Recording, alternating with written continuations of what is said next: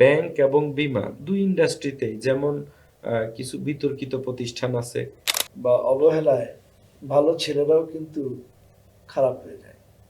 এখনকার regulator monitor বা সব সিস্টেম আপডেট জি। বা এখন একটু কড়াকড়ির মধ্যে আসছে, এখন সিস্টেমেটিক ভাবে ভালো হইতে হবে। সেজন্য প্রত্যেকটা দেশের পৃথিবীর এই বেসিক রিকোয়ারমেন্টগুলো, যেমন অন্ন, বস্ত্র, বাসস্থান, শিক্ষা এবং চিকিৎসা।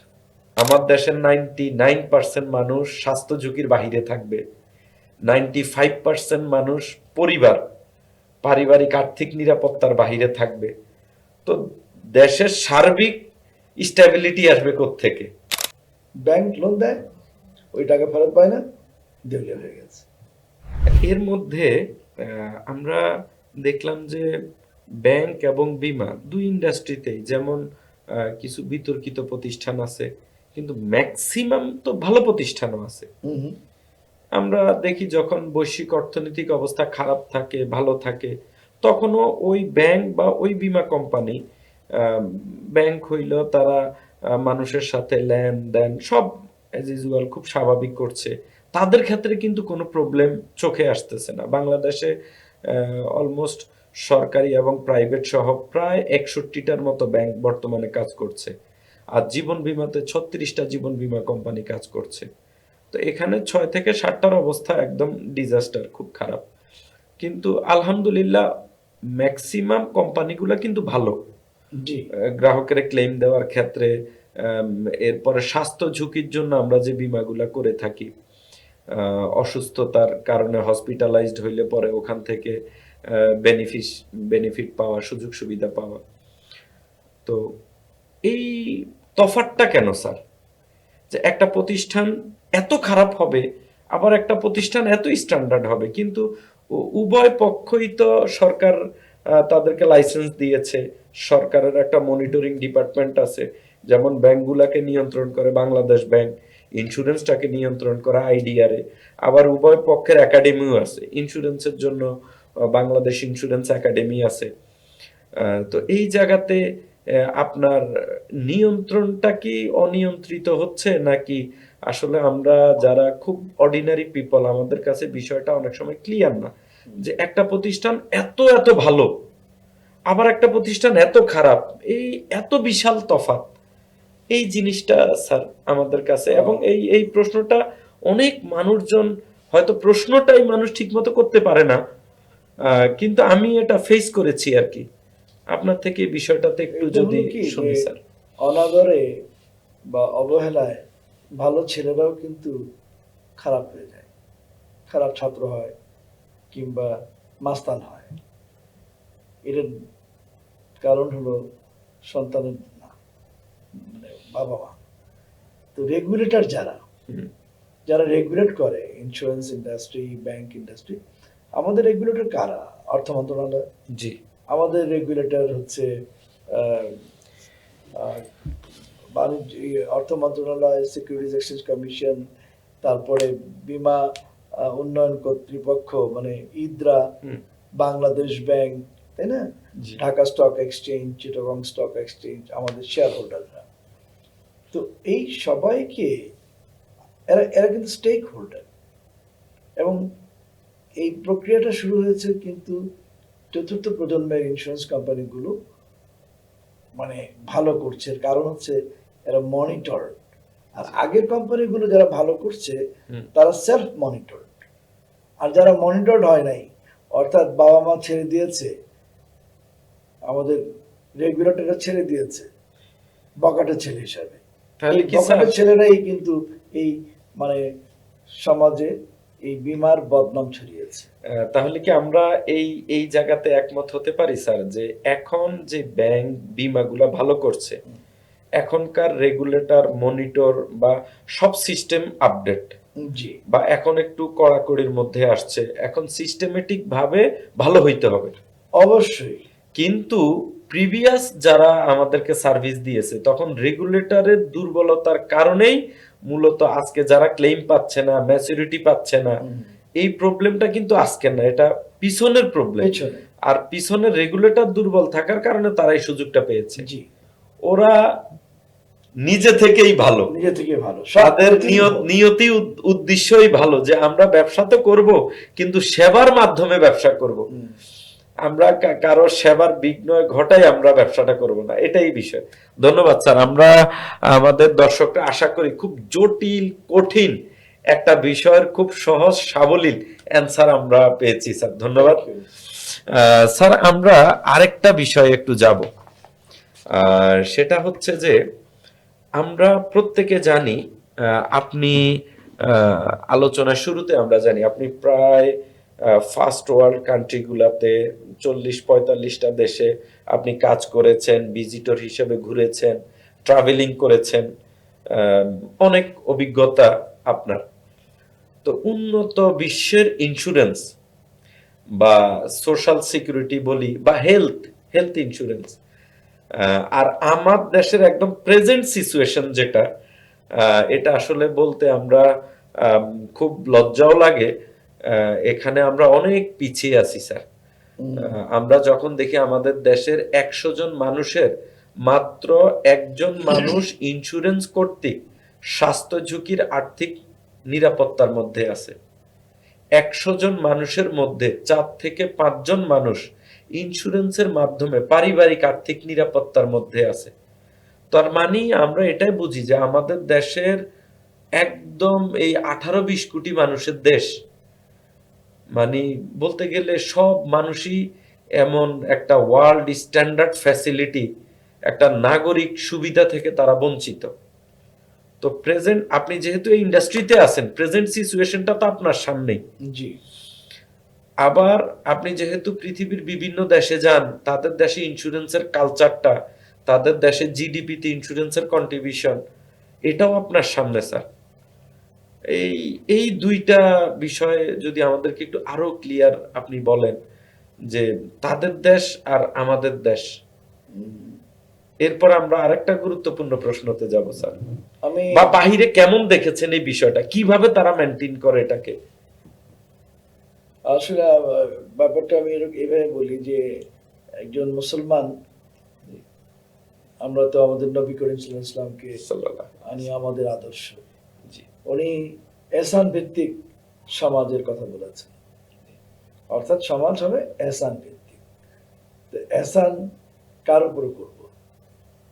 যার সিকিউরিটি দরকার, যার এডুকেশন দরকার, বাবা নাই, যার চিকিৎসা দরকার, সেজন্য প্রত্যেকটা দেশের পৃথিবীর এই বেসিক রিকোয়ারমেন্টগুলো, যেমন অন্ন, বস্ত্র, বাসস্থান, শিক্ষা এবং চিকিৎসা, এইগুলো রাষ্ট্রীয় দায়িত্বে প্রজাতন্ত্রের সকল নাগরিককে দেওয়া হয়, অর্থাৎ এটা আমাদের মৌলিক অধিকার। এই মৌলিক অধিকার রক্ষার জন্য মানে ইসলামী যে দেশগুলো আছে, সেই দেশগুলো বা আমাদের কোরআনের যে নীতিমালা বলা হয়েছে, সেখান থেকে ইহুদিরা, নন মুসলিমরা, তারা ওরা গ্রহণ করেছে। এবং দেখেন সেই দেশে একটা মানুষও না খেয়ে মরে না, একটা মানুষও যখন চাকরি থাকে না, সে তখন বেকার ভাতা পায়, যাতে সে আরেকজনের পকেট না কাটে, কাউ ছিনতাই না করে। অর্থাৎ মানুষ অন্যায় করে প্রয়োজনে। তো আমি যদি রাষ্ট্র হিসাবে তার প্রয়োজনটা সিস্টেমের মাধ্যমে তাকে দিয়ে দিই, তখন কেন সে বাইরে যাবে ডাকাতি করার জন্য, চুরি করার জন্য? যাবে না। সেজন্য এহসান ভিত্তিক সমাজের পূর্ব শর্ত হচ্ছে বীমা। যেই শর্তটা পালন করেছে আজকে উন্নত বিশ্ব, ইউরোপ, আমেরিকা এবং এশিয়ার বেশ কয়েকটা দেশ, চায়না। তার মানে এই যে রাষ্ট্র দায়িত্ব নিয়েছে, এখন এই যে আমাদের মানে বলছি যে বৃদ্ধদের ভাতা, তারপর মুক্তিযুদ্ধ ভাতা, তারপর ফ্যামিলি কার্ড নিয়ে আলোচনা হচ্ছে, এই সব কিছু কিন্তু সেই সেগমেন্টটা, যে সেগমেন্টটা কিছু করতে পারে না, অর্থাৎ সমাজের অবহেলিত জনগোষ্ঠী, তাদেরকে যদি আমরা এই বীমার মাধ্যমে তাদেরকে যদি সহযোগিতা করি, তার পাশে দাঁড়াই, বীমা বিপদের মা, একটা পলিসি হচ্ছে তা বিপদের মা। অর্থাৎ আমি যদি বীমা করে থাকি আর আমি বিপদে যদি মায়ের কোলে যেরকম সন্তান থাকে, ঠিক তেমনি যদি বীমা কোম্পানি তাকে সেই সহযোগিতাটা দেয়, তখন দেখবেন যে বীমা করার জন্য মানুষ লাইন ধরবে। এখন মানুষের কাছে ধারণা যে বীমার টাকা পাওয়া যায় না। কেন? আমাদের এর মধ্যে কিছু মানুষ, হয়তো 5-10% মানুষ উদ্যোক্তা, যারা ঠিক মতো দাবি পরিশোধ করে না, কিংবা বিক্রি করার সময় বীমা বলে না যে এটা তো কমপক্ষে 2 বছর চালাতে হবে আর 3 বছরের আগে ভাঙানো যাবে না। এই কথাটা না বলে গ্রামের প্রচুর মানুষের কাছে বীমা বিক্রি করেছে। আমি নাম বলবো না। তারা first generation insurance company, second generation বা থার্ড জেনারেশন, কিন্তু চতুর্থ প্রজন্মের ইন্স্যুরেন্স কোম্পানিগুলো এ থেকে বেরিয়ে এসছে।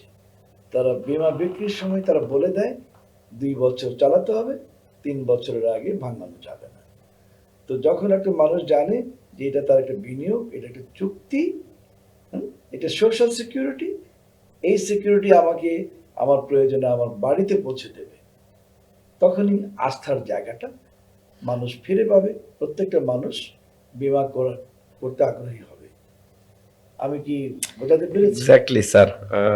আমরা অনেক চমৎকার ভাবে আপনার থেকে বিষয়টা জানলাম, এবং আমার কাছে অনেক ভালো লেগেছে। খুব ইনোভেটিভ ভাবে, ন্যাচারাল ভাবে বিষয়টা বলেছেন স্যার।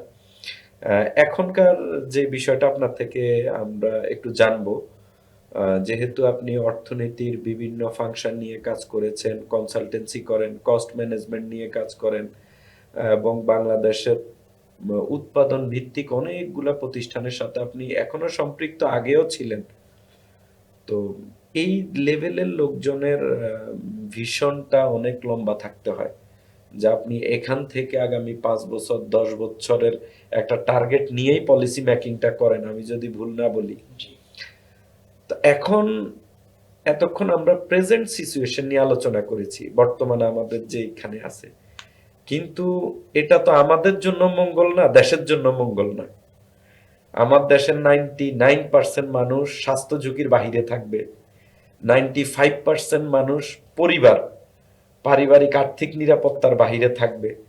তো দেশের সার্বিক স্ট্যাবিলিটি আসবে কোত্থেকে? অর্থনৈতিক স্থিতিশীলতা আসবে কোত্থেকে? এটা প্রশ্নই আসে না। ব্যাংকের তারল্য সংকট কাটবে কোত্থেকে? জিডিপি ডেভেলপ হবে কোত্থেকে?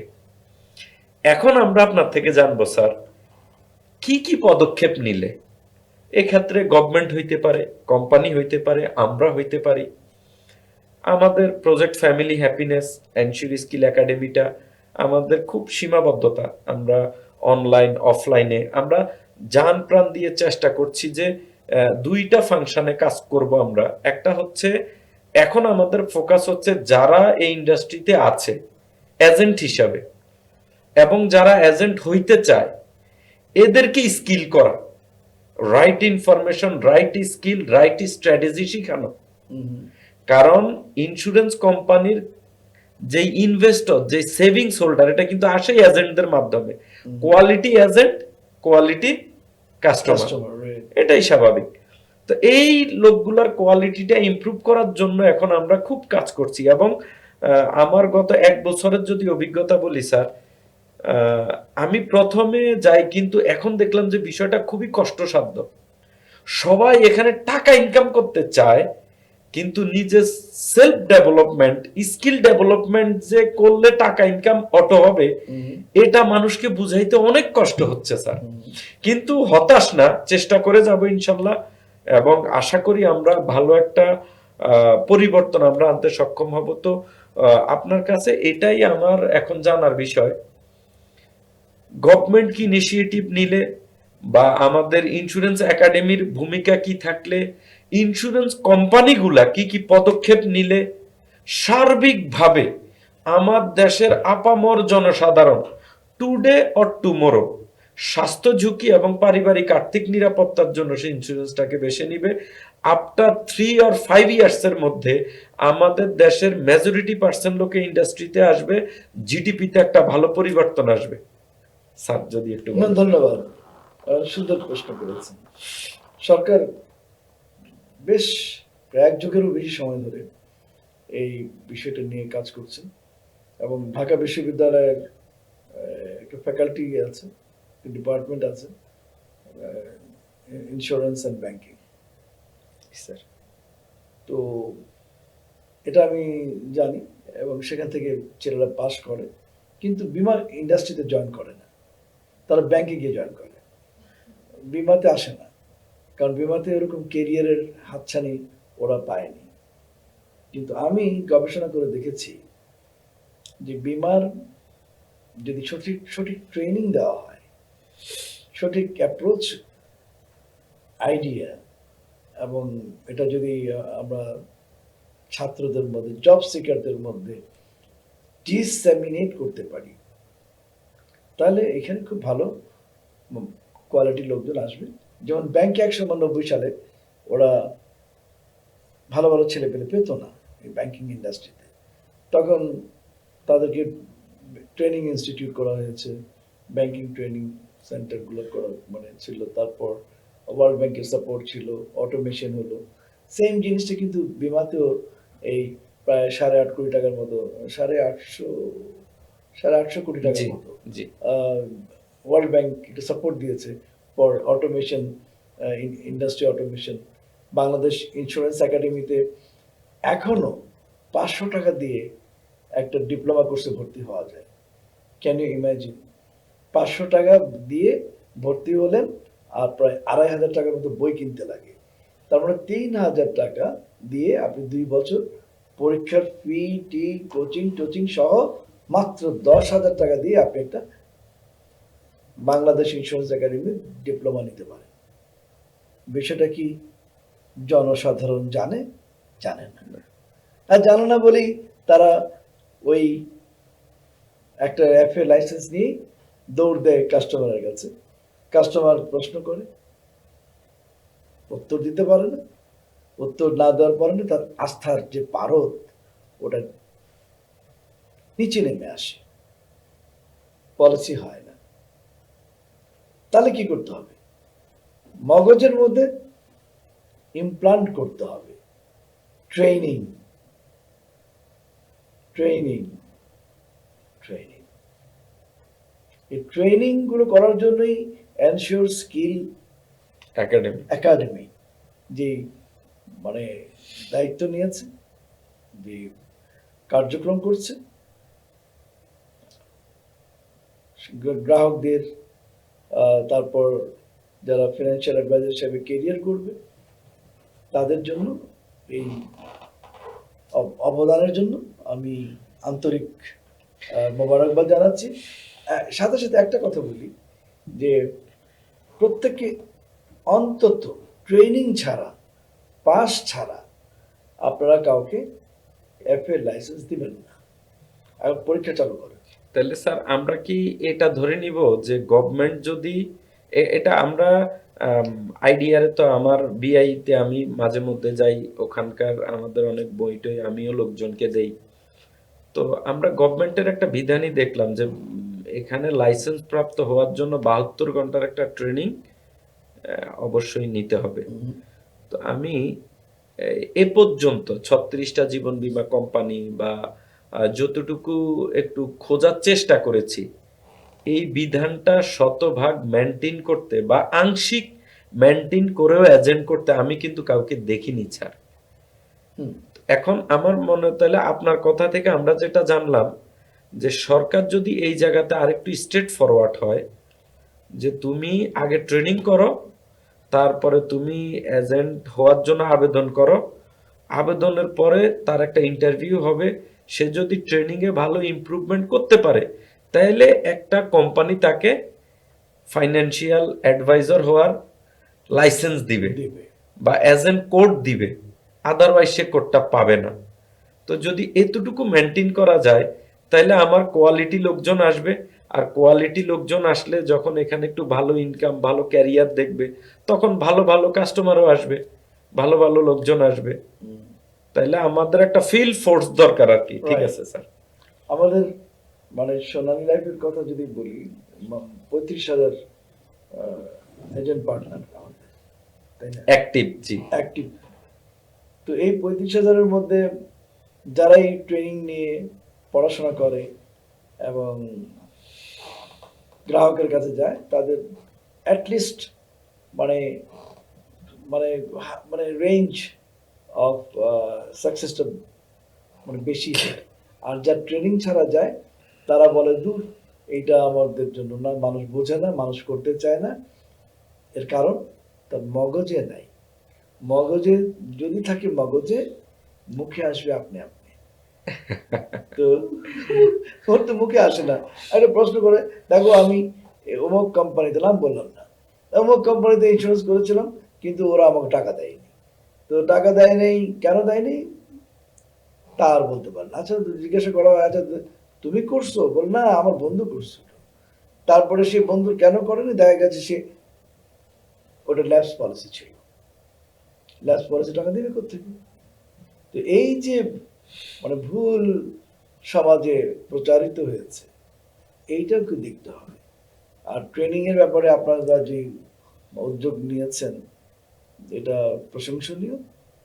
আমি মনে করি ট্রেনিং ছাড়া কাউকে, সার্টিফিকেট ছাড়া যেমন চাকরি হয় না, জি, তেমনি এই ইদরার এই ট্রেনিং এর পরে যে পরীক্ষার সার্টিফিকেট ছাড়া কাউকে আমরা যদি এফএ না করি, তাহলে দেখা যাবে যে এখানে অনেক ভালো ভালো লোক আসবে, কিন্তু জি।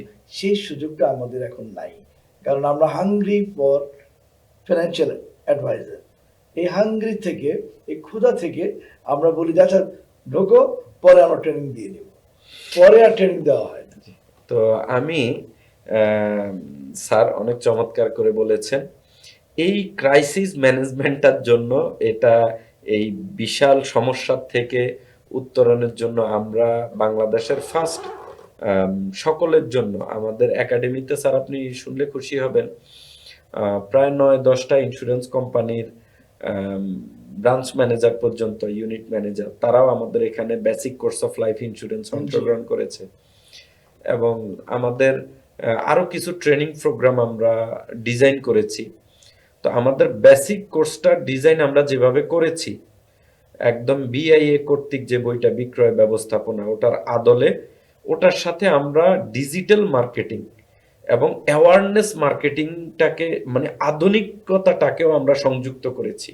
হুম, কিভাবে একটা বিশাল জনগোষ্ঠীকে স্বাস্থ্য ঝুঁকি এবং পারিবারিক আর্থিক নিরাপত্তার ব্যাপারে অ্যাওয়ারনেস তৈরি করা যায়, এবং আমরা একটা ফানেল মার্কেটিংটা ইন্স্যুরেন্সের মধ্যে নিয়ে আসার জন্য আম, আমি গত 3 বছর থেকে ইন্স্যুরেন্সের বাহিরেও বিভিন্ন কনসালটেন্সি ফার্মের সাথে আমি কাজ করেছি, তাদের থেকে আইডিয়াগুলা নিয়েছি, যে অ্যাওয়ারনেস থেকে অ্যাডভোকেসি পর্যন্ত, হুম, এই যে 8টা ধাপ, হুম, একজন ব্যক্তি সে দর্শক থেকে তাকে কিভাবে সাইকোলজিক্যাল ভাবে কাস্টমারে কনভার্ট করা যায়, এই স্টেপ টু স্টেপগুলো আমাদেরকে কি কি করতে হবে, একদম ফানেল মার্কেটিং আর কি। এখন বর্তমান মার্কেটিংটা নিয়ন্ত্রণ, আজ থেকে 10 বছর আগে আমরা মার্কেটিং এ যে ট্রেনিং করেছি বা দেখেছি, এটার সাথে এখনকার প্রেজেন্ট মার্কেটিং এর আমি স্যার বলতে গেলে তেমন কোনো মিল দেখি না।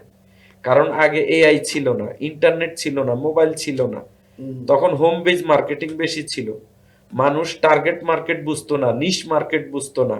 হুম, কিন্তু এখন যদি এগুলা পরিপূর্ণভাবে না বুঝে, তাহলে মার্কেটে সে টিকে থাকতেই পারবে না, এটা ইম্পসিবল। হুম, এটা যেটারই ব্যবসা হোক, ব্যবসা যত বড় হোক আর ছোট হোক, তাকে পরিপূর্ণ স্কিল, স্ট্র্যাটেজি, সিস্টেমাইজেশন, এটা নিয়েই ব্যবসাতে মুভ করতে হবে, মার্কেটিং এ মুভ করতে হবে।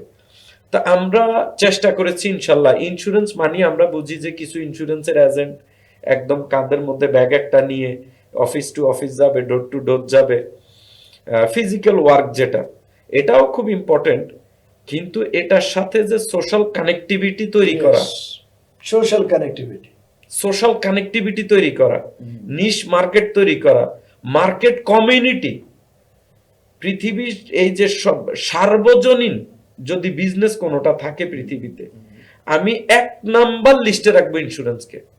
জি। আপনি পৃথিবীর যে কোনো ব্যবসা করতে গেলে আমরা দেখি এখানে ধর্মের ব্যারিয়ার আছে, ঠিক না?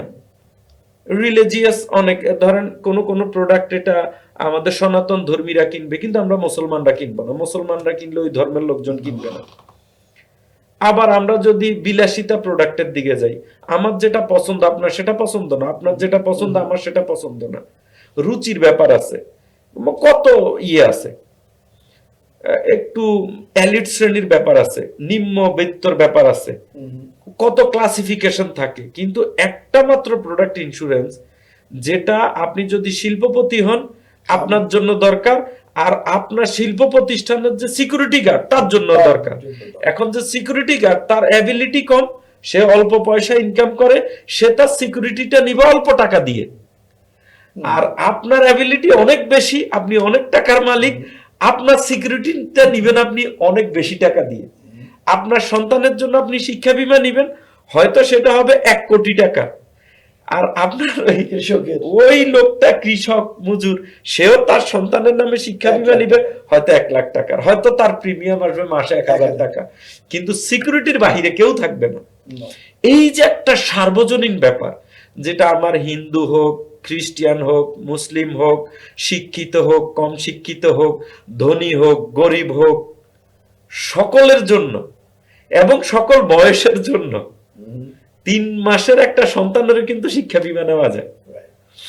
বীমা হোক সার্বজনীন, সার্বজনীন তো এক্স্যাক্টলি এই সার্বজনীন বিষয়টাকে সার্বজনীন ভাবে প্রমোট করার জন্য যদি আমার কমিউনিটি মার্কেটিং না বুঝি, টার্গেট অডিয়েন্স নিশ মার্কেট না বুঝি, তাহলে আমার মনে হয় স্যার তো পুরো কমিউনিটি আমার মার্কেট। জি, মানে যার জীবন আছে, হ্যাঁ, তার তো রিস্ক আছে, রিস্ক আছে। হ্যাঁ, যে কোনো মুহূর্তে ধরেন আমার মাথার উপরে আমার ছাদ ভেঙে পড়তে পারে, ফ্যানটা আমার ঘুরছে ঘুরছে আমার গায়ে পড়তে পারে, আমি তো রিস্কের মধ্যে আছি। তো why not I insure my life? Definitely sir. তো আমরা এনশিওর স্কিল একাডেমি এই জায়গাটাতেই আমরা চেষ্টা করছি, এবং আমরা ইনশাল্লাহ সার্টিফিকেটেরও ব্যবস্থা করেছি।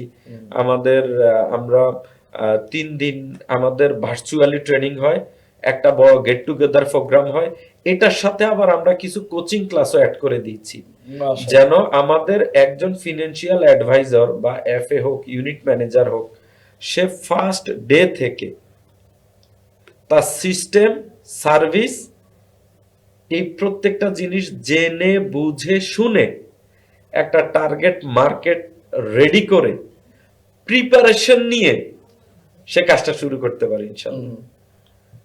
তো আমি একটু বলি, গ্রাহক জিজ্ঞাসা করে এফএ কে বা এজেন্টকে যে আপনারা এত টাকা দেন কোত্থেকে? আমি 1000 টাকা দিলাম, আপনি আমাকে 1 লক্ষ টাকা দিচ্ছেন, মারা গেলে কোত্থেকে দেন? এই নিশ্চয়ই এটা বাটপাড়ি আছে, কারণ ওই এজেন্ট তো ট্রেনিং নেয়নি, কোত্থেকে দেয়? Insurance company. কারণ প্রত্যেকটা পলিসি কিন্তু 3 লাখ টাকার উপরে গেলেই ইন্স্যুরেন্স করতে হয়। মানে বাংলাদেশের ইন্স্যুরেন্স কোম্পানিগুলো হচ্ছে জীবন বীমা কর্পোরেশন, তারপরে সাধারণ বীমা কর্পোরেশন, অথবা আমেরিকান ইন্টারন্যাশনাল গ্রুপের মেটলাইফ আলিকো, ওদের পলিসির ইন্স্যুরেন্স করে এআইজি গ্রুপ। আমাদের সোনালী লাইফে রিইন্স্যুরেন্স করে ট্রাস্ট রিইন্স্যুরেন্স কোম্পানি, এটা বাহরাইন বেসড একটা ইন্স্যুরেন্স কোম্পানি। তো এই কথাগুলো সে তো জানে না। তো গ্রাহক ভাবে বলে এটা তো ওই দিয়ে 1000 টাকা দিব, ওই 1000 টাকাই গচ্চা যাবে, তোমরা দিতে পারো না। তো এই জন্যই বললাম মগজে নিতে হবে। আর অল্প বিদ্যা ভয়ঙ্করী। আবার অনেকে বলে সিনিয়র কেউ নিয়ে যায়, বলে ভাই এই আমার ফুফাতো ভাই খুব পয়সাওয়ালা মানুষ, আমি দেখলে তো আমার তো পাত্তাই দেয় না, তো ওই সিনিয়রকে নিয়ে যায়।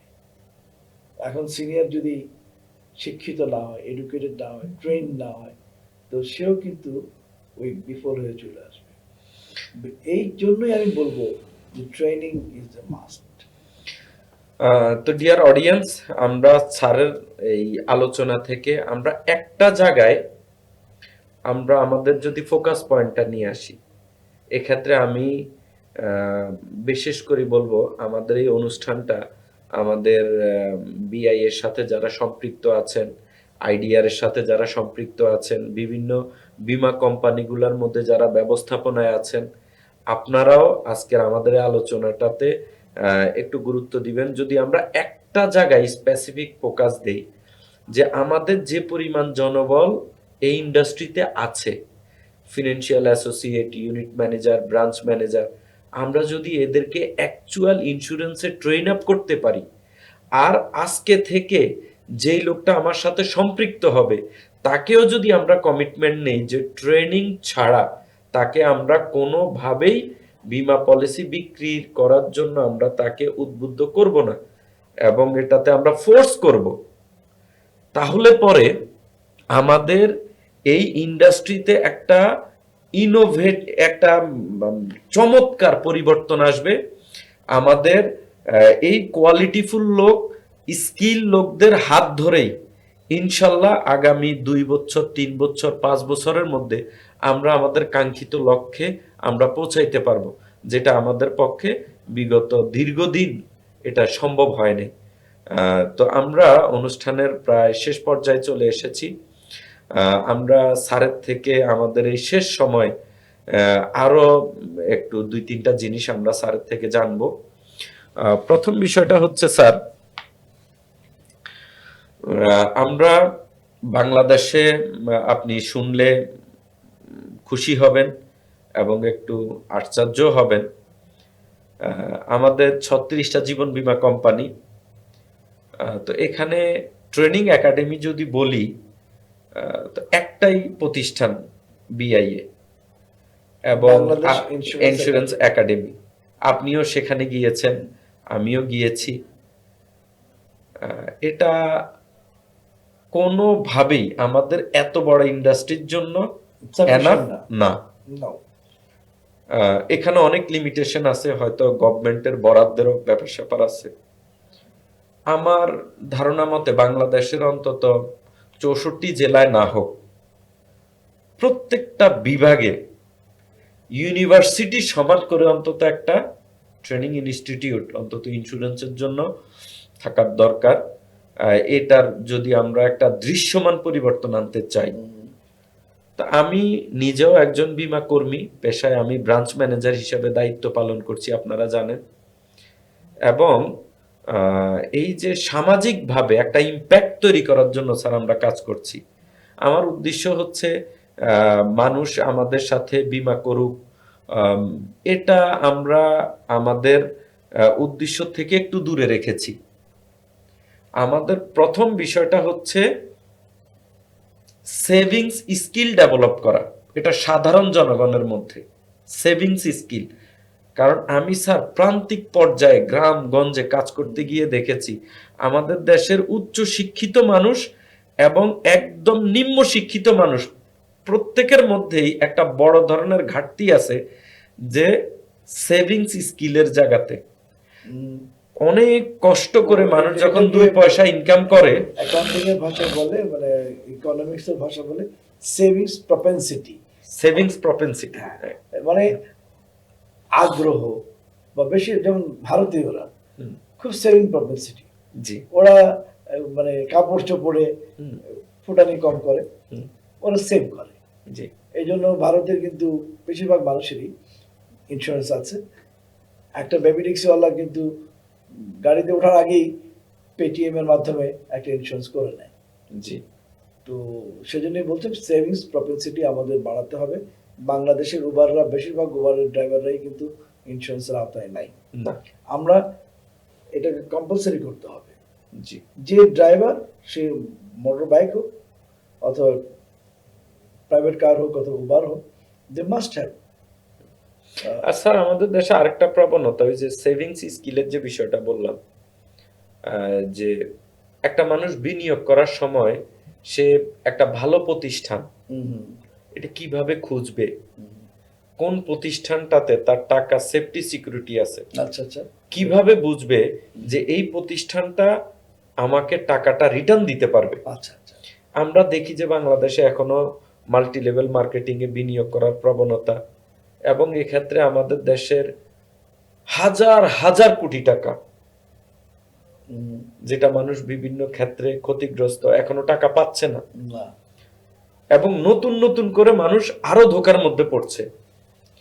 এরপরে আসেন, এখন অনলাইনে অনেক কিছু হচ্ছে, হুম, বিটকয়েন বা এটা সেটা, যেগুলো আমাদের দেশে বৈধ না। হুম, তো এই যে বৈধ পন্থাগুলো আছে, ব্যাংক, বীমা, এই প্রতিষ্ঠানগুলো, এবং আমরা স্যার দুঃখজনক হলেও সত্য যে সমবায় সমিতিতে বড় ধরনের ইনভেস্টমেন্ট করা, হ্যাঁ করা আছে। হুম। এটা তো এখন এই যে এটা একটার সাথে অজ্ঞতার জন্য। অজ্ঞতা, এই অজ্ঞতাটাকে আমরা চাচ্ছি যে মানুষ এই জিনিসটা বুঝুক, হুম। সে তার প্রয়োজনেই করবে, কিন্তু আমরা তাকে একটু ফ্রি ট্রেন আপ করানোর চেষ্টা করছি। আপনি আমাকে গত সপ্তাহে আমি গিয়েছিলাম বাংলাদেশ ইন্স্যুরেন্স একাডেমিতে। ওরা আমাকে আশ্বস্ত করেছে যে আমি বললাম যে তোমাদের এত ছোট বিল্ডিং এ তোমরা এত লাখ লাখ মানুষের ট্রেনিং কি করে করবা? বলে স্যার আমাদের বেশিরভাগ ট্রেনিং গুলি অনলাইনে হয়। হুম। আমি জানি না ঠিক বলেছে কিনা। হ্যাঁ, কিছু অনলাইনে ওনাদের প্রোগ্রাম হয়, জুমে হয়, কিন্তু ওটাও অত বেশি শিডিউল না স্যার।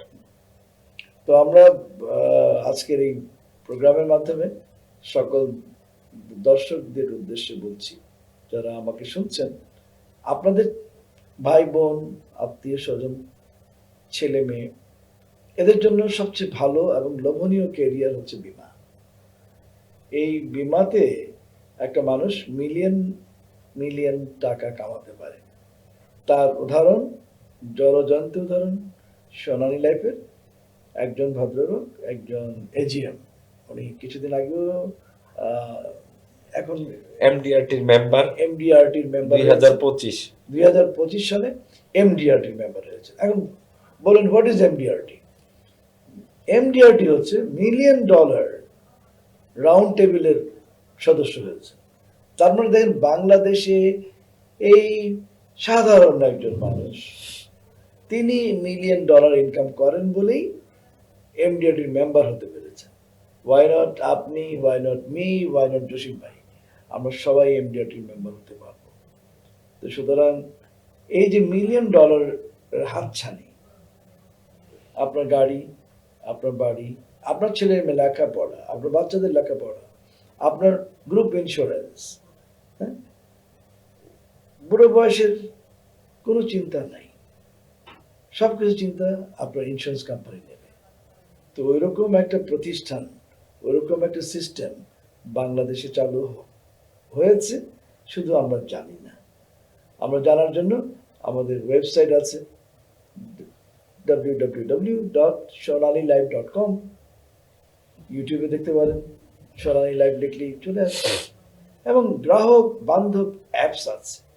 ওই অ্যাপসে যদি আপনি ঢোকেন, আপনি প্রোডাক্ট পাবেন, আপনি প্রিমিয়াম কত হবে ওটা ক্যালকুলেট করতে পারবেন। যারা এজেন্ট আছেন তাদের ড্যাশবোর্ডে দেখতে পারবেন আজকে কত টাকা রোজগার হয়েছে। তো এই যে টোটাল একটা পরিবর্তন, এই পরিবর্তনের অংশীদার আপনি হবেন না কেন? আমি আশা করি আপনি এই পরিবর্তনের অংশীদার হন। প্রথমে বলেছিলাম যেখানে সরকারের দায়িত্ব ছিল, সরকার দায়িত্ব পালন করেছে, কোম্পানিগুলো পালন করছে, রেগুলেটররা পালন করছে, এবং কিছু কিছু ইন্ডাস্ট্রি যারা মনে করে যে তাদের কাছে এই ওই সরঞ্জাম নাই, ওই ক্যাপিটাল নাই একটা মানে ইআরপি সিস্টেম চালু করতে, তারা মার্চ হয়ে যাচ্ছে। মানে 4-5টা কোম্পানি মিলে একটা কোম্পানি হবে। তার মানে কোনো বীমা কোম্পানি আজ পর্যন্ত পৃথিবীর কোথাও দেউলিয়া হয়নি। কারণ বীমা কোম্পানি দেউলিয়া না হওয়ার পেছনে কারণ হচ্ছে তারা কাউকে লোন দেয় না। ব্যাংক লোন দেয়, ওই টাকা ফেরত পায় না, দেউলিয়া হয়ে গেছে। তো সুতরাং ব্যাংক এবং বীমা দুটোই কিন্তু আমাদের অর্থনীতিকে মজবুত করে। আর এখন ব্যাংকগুলো লোন দেওয়ার আগে বলে, স্যার আপনার বীমা আছে? যত টাকার বিমা আছে তত টাকার লোন দিবে। ফ্যাক্টরিকে ফাইন্যান্স করবে, 10 কোটি টাকা ফাইন্যান্স করবে, ফ্যাক্টরি নামে 10 কোটি টাকার বিমা থাকতে হবে। ফায়ার ইন্স্যুরেন্স, যে বিমা, যে ইন্ডাস্ট্রির বিমা নাই, ফায়ার ইন্স্যুরেন্স নাই, আর্থকোয়েক ইন্স্যুরেন্স নাই, ওই কোম্পানিকে লোন দিবে না। তো দেখেন বিমার কোম্পানিগুলো কত প্রসার করছে। ব্যাংকের আস্থা কোথায়? বিমা কোম্পানির উপরে, যার জন্য প্রতিটা গ্রাহকের এগেনস্টে বিমা করা আছে 2 লক্ষ টাকা। অর্থাৎ ব্যাংক যদি দেউলিয়া হয়, গ্রাহক তার আমানতের থেকে 2 লক্ষ টাকা ইন্স্যুরেন্স কোম্পানি থেকে কালেক্ট করে দিয়ে দিবে। তাহলে কি হলো? ব্যাংকের আস্থা কোথায়? বিমার উপরে। তা আপনার আস্থা থাকবে না কেন? বিমার উপরে থাকতেই হবে। ধন্যবাদ। আমরা দর্শক একদম শেষ পর্যায়ে চলে এসেছি।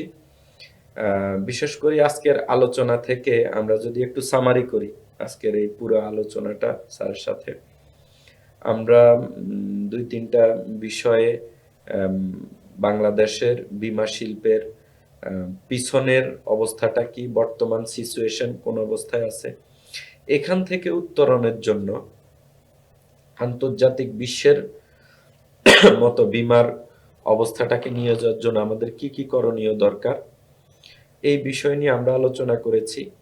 এবং আমাদের দেশের সার্বিক অর্থনৈতিক ব্যবস্থাপনার উপরে এবং আর্থসামাজিক অবস্থা, এটা নিয়ে আমরা যতটুকু আলোচনা করেছি, আমরা আশা করি এখান থেকে আপনারা আপনাদের একটা সাস্টেনেবল ক্যারিয়ার, একটা স্কিলফুল ক্যারিয়ার গড়ার জন্য একটা ভালো লিসেন আপনারা পাবেন। আমাদের প্রজেক্ট ফ্যামিলি হ্যাপিনেস থেকে লাস্ট একটা মেসেজ আপনাদেরকে দেই, সেটা হচ্ছে বীমা শিল্পে যেহেতু আমরা এখানে উদ্যোক্তা, আমরা এখানে জব করি না, আমরা এখানে পার্সেন্টেজে বিজনেস করি। সেক্ষেত্রে 2টা জিনিস খুব গুরুত্বপূর্ণ। একটা হচ্ছে একটা রাইট ইন্স্যুরেন্স কোম্পানি সিলেকশন করা, এটা যেমন গুরুত্বপূর্ণ, মেন্টরশিপটাও খুবই গুরুত্বপূর্ণ। এখন বাংলাদেশের বিভিন্ন ইন্ডাস্ট্রিতে একটা ফ্রেমওয়ার্ক আছে। আপনি কোনো ব্যাংকে জব করেন, কোনো আর্থিক প্রতিষ্ঠানে কাজ করেন, আপনি একটা ফ্রেমওয়ার্কের ভিতরে আপনি কাজ করবেন, এই ফ্রেমওয়ার্কের ভিতরে আপনি স্কিল হবেন, আপনি সার্ভিস দিবেন। কিন্তু এখানে কিন্তু আমরা অনেকটা ওপেন, স্বাধীন। এই স্বাধীনতার কারণে কিন্তু আমাদের এখানে অনেক মানুষ ভালো সাকসেস হচ্ছে, আবার অনেকে কিছুই হচ্ছে না। আমরাই বাংলাদেশে প্রথম ইন্স্যুরেন্স ইন্ডাস্ট্রিতে একটা ফানেল মার্কেটিংটাকে যুক্ত করে একটা ক্যারিয়ার গাইডলাইন নিয়ে আমরা একটা ফ্রেমওয়ার্ক তৈরি করেছি। আপনি যে কোনো বীমা কোম্পানির হন, আপনি আমাদের এই ফ্রেমওয়ার্কের ভিতরে যদি আপনি থাকেন, এই সিস্টেম সার্ভিসের ভিতরে যদি আপনি থাকেন, তাহলে আমাদের টার্গেট অডিয়েন্সটা যদি আপনি একটু ঠিকমতো বুঝেন, প্রফেশনালিজমটা যদি ঠিকমতো করতে পারেন। প্রফেশনালিজম কি? একজন বীমা কর্মী সে যাকে সেবা দিবে, কি সেবা দিবে, কিভাবে দিবে, কোনোভাবেই যেন গ্রাহকটা প্রতারিত না হয়, মিস ইনফরমেশনের শিকার না হয়, এই বিষয়গুলা সিস্টেম সার্ভিস দেখিয়ে শুনিয়ে বুঝিয়ে তাকে দেওয়া। এবং আমরা ম্যাক্সিমাম লোকজন এখন প্রফেশনাল, কিন্তু আমি যে প্রফেশনাল এটা কয়জনে জানে? আমার প্লেস কোথায়, আমি কোথায় বসি, আমি কিভাবে কাজটা মানুষকে সার্ভিস দেই, এটা কে জানে? শুধুমাত্র যাকে দিচ্ছি উনি জানে, বাকিরা তো জানতেছে না। এখনকার আধুনিক মার্কেটিং এর দরকার পার্সোনাল ব্র্যান্ডিং। আপনার প্রফেশনালিজমটা যদি পার্সোনাল ব্র্যান্ডিং এর মাধ্যমে আপনার টার্গেট মার্কেটের কাছে তুলে ধরতে পারেন, অডিয়েন্সের কাছে তুলে ধরতে পারেন, তো আপনার এই পুরা জিনিসটা নিয়ে আমরা যে ফ্রেমওয়ার্কটা তৈরি করেছি, আমি আশা করি এবং খুব কনফিডেন্সের সাথে বলছি, 2 থেকে 3 বছর সর্বোচ্চ সময় লাগবে। আমরা 5 থেকে 10 হাজার পরিবারকে, এক একজন ব্যক্তি, এক একজন বীমা কর্মী, আমরা স্বাস্থ্য ঝুঁকির, আর্থিক নিশ্চয়তা ও পারিবারিক আর্থিক নিরাপত্তা প্রকল্পের মধ্যে অন্তর্ভুক্ত করতে বা সংযুক্ত করতে আমরা সক্ষম হব। এবং এই সংযুক্তর মধ্য দিয়ে আলহামদুলিল্লাহ আমাদের একটা আনপ্যারালাল বিজনেস তৈরি হবে এবং একটা চমৎকার ইনকাম তৈরি হবে, বৈধ এবং হালাল ইনকাম, সরকারকে ট্যাক্স ভ্যাট দেওয়া ইনকাম। তো এই ছিল ইনশাল্লাহ। আমরা স্যারের কাছে বিনীত রিকোয়েস্ট রাখবো, স্যার যেন আবার আমাদেরকে একটু সময় দেয়। আমরা স্যারের থেকে স্যারের কর্মজীবনের অভিজ্ঞতা এবং স্যার সোনালী লাইফে নিজে স্যার যে পরিমাণে ওনার প্রোফাইল, উনি একটা বীমা কোম্পানির এমডি হওয়ার মতো। তো এই যে স্যার ইন্স্যুরেন্সের এজেন্ট হিসেবে কাজ করে অর্থনৈতিকভাবে এবং সোসাইটি, ওনার আত্মমর্যাদা, সম্মান সব দিকে ওনার স্ট্যাটাস ঠিক রেখে এই পুরো বিষয়টা উনি কিভাবে আঞ্জাম দিচ্ছে। 71 ইয়ার্স ওনার এইজ। শেষ স্যারের থেকে একটু 2-3 মিনিট এই বিষয়টা একটু আমরা শুনেই আজকে প্রোগ্রাম শেষ করবো স্যার। দর্শক ভাই বলে না, 71 বছরে যদি আমি পারি, আপনি কেন পারবেন না? এটাই ছিল আমার শেষ প্রশ্ন। অবশ্যই পারবেন, শুধু ব্রেনকে একটা কমান্ড দিতে হবে। কমান্ডটা কি? আমি পারি, আমি পারবো, আমার জীবন আমি গড়ব। এখন কিরকম জীবন আপনি করতে চান? আপনি স্বপ্নগুলো দেখেন, আপনার কিসের স্বপ্ন? একটা মানুষ সুস্থ স্বাভাবিক জীবন যাপনের জন্য খুব বেশি আহামরি কিছু লাগে না। আপনি ওইটুকুই আল্লাহর কাছে চান। বেসুমার ভাবে সারা বাংলাদেশের প্রত্যেকটা মানুষ এই সোশ্যাল সিকিউরিটি, সামাজিক নিরাপত্তার আন্ডারে আসবে। মানুষ অভাবে পড়ে কিন্তু তার স্বভাব নষ্ট হয়, পয়সাওয়ালারা তাদেরকে কিনে নেয়। আপনি যখন দেখবেন যে আপনার সন্তান, আপনার আত্মীয় স্বজন আশেপাশে কেউ বেকার আছে, তাকে বিমা শিক্ষাটা দেন। বিমা বিক্রি করার যে প্রফেশন, এই প্রফেশনে আনেন। আমি নর্থ সাউথের একটা ছেলেকে নিয়ে এসেছিলাম ইন্টার্নি করার জন্য। সে ছেলে এখন ইউনিট ম্যানেজার, মাশাল্লাহ। সে আবার আরেকটা ইউনিট ম্যানেজার তৈরি করছে এবং একটা সিরিজ অফ ইউনিট ম্যানেজার তৈরি হচ্ছে। তো এখানে নিজের যেরকম কর্মসংস্থান করা যায়, অন্যকেও আপনি আপনার পার্টনার হিসেবে নিতে পারেন। আপনার কাজকে সহজ করার জন্য আপনি যত খুশি পার্টনার আপনি নিতে পারেন।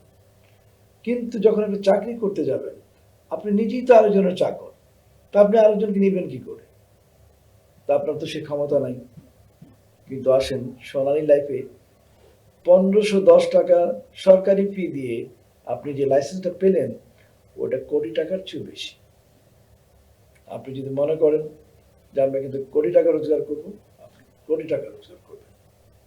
প্রথম রোজগারটা শুরু হবে 10,000 টাকা দিয়ে। এই 10,000-এর মাল্টিপ্লাই করতে করতে দেখা যাবে আপনি মিলিয়নিয়ার হয়ে গেছেন। তো সুতরাং